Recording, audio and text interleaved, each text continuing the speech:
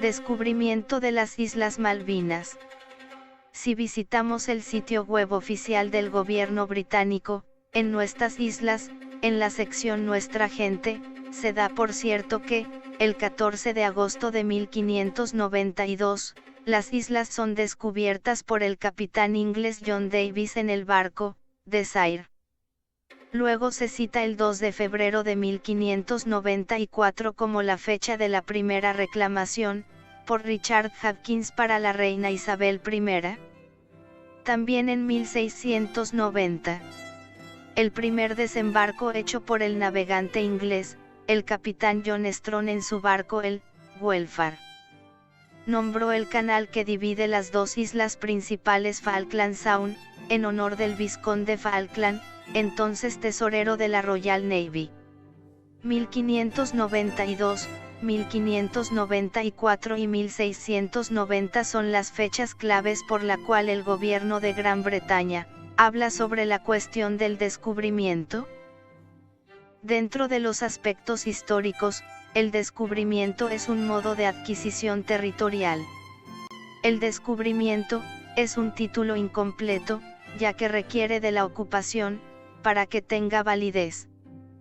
En este sentido los franceses fueron los primeros colonizadores, y no los británicos.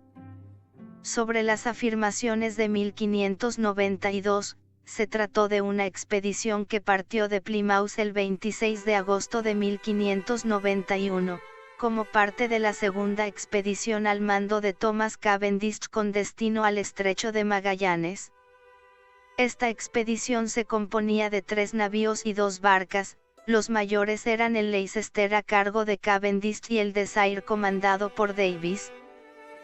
Por razones poco claras Samuel Johnson en 1771, afirma, la Desire desertó de la expedición y empujada por una tormenta, el 14 de agosto de 1592 habría descubierto las Islas Malvinas. La mayoría de los investigadores sostienen que el relato se parece notablemente al Islario de Alonso de Santa Cruz, sin una descripción del lugar, tampoco se fijan las coordenadas, no las nombra, ni se aproxima. Hay que recordar que se contaban con instrumentos para hacerlo. El relato fue publicado después del regreso a Holanda del navegante Siebold de Weert, quien fehacientemente había reconocido las islas y había dado sus coordenadas.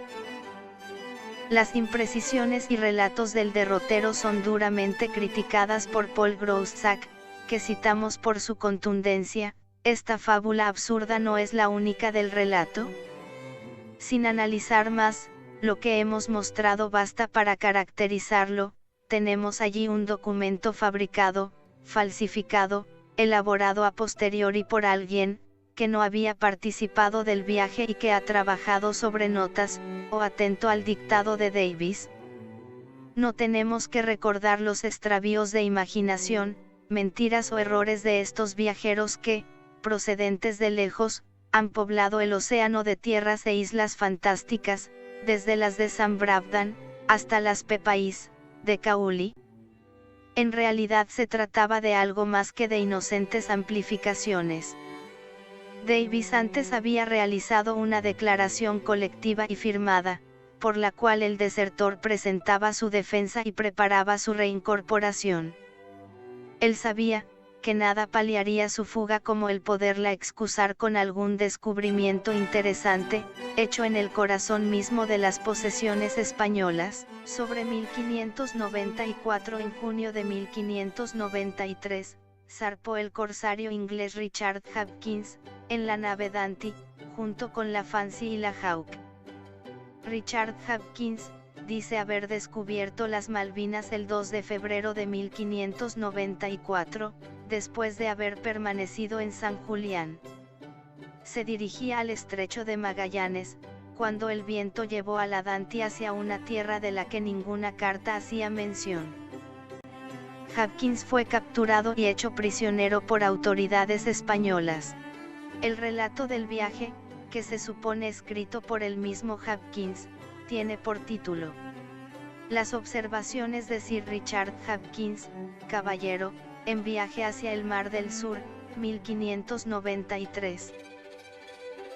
Su obra se publicó 22 años después de su viaje y varios estudiosos lo desestimaron rotundamente. Se interpreta que el corsario confundió las costas de la Patagonia continental septentrional, tomándolas por las de grandes islas, pues Hopkins describe al archipiélago como una llanura de buen aspecto de clima templado, y afirma que estaba habitado y surcado por grandes ríos.